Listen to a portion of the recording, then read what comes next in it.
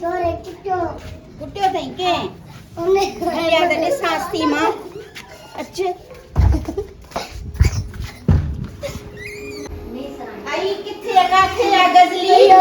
ए छा मुंहिंजे छोकरे खे कुटे वियो आ छोरा छा करे आयो पर माण्हू खे कुटी तो ॿारनि खे केॾो भजंदो छा थियो अथई छोरा लोटा हिनखे कुटियो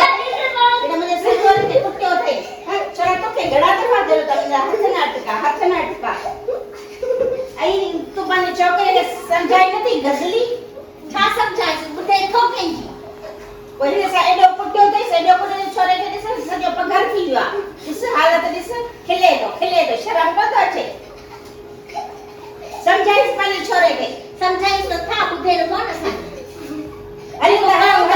कुटियो पंहिंजे छोकिरे हणीसि न ॿ टे चंपा न ख़बर पवे छो कुटिया हुई पराए छोकिरे खे सही आहे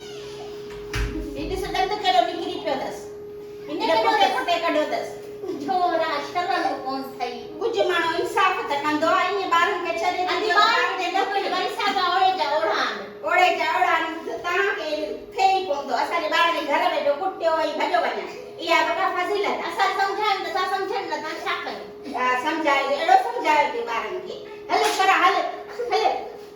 उथ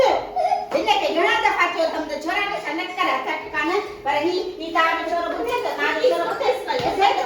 अचे असांजे घर त हिनजो पुछ मरो थिया अचे तूं असांजे घर हल छोरा तूं बि यकदमि भॼी थो ॻाल्हाए कुटे वियो अथई एॾो कुटियो थी तोखे खिल थी अचे वरी मां कुटी हल त पढ़े खे ॿुधायां त कुटरा ईअं तूं छोरा असांजे घर खे तोखे ॾिसां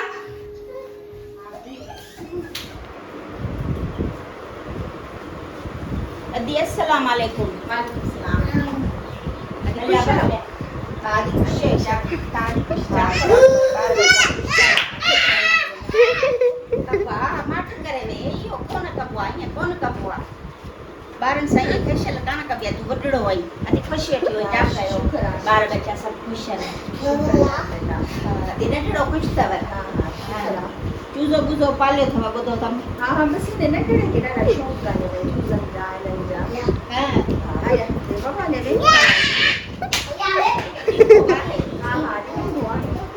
कोई शौक़ करे वरी पूरा कयो हां पूरा कयूं सा हां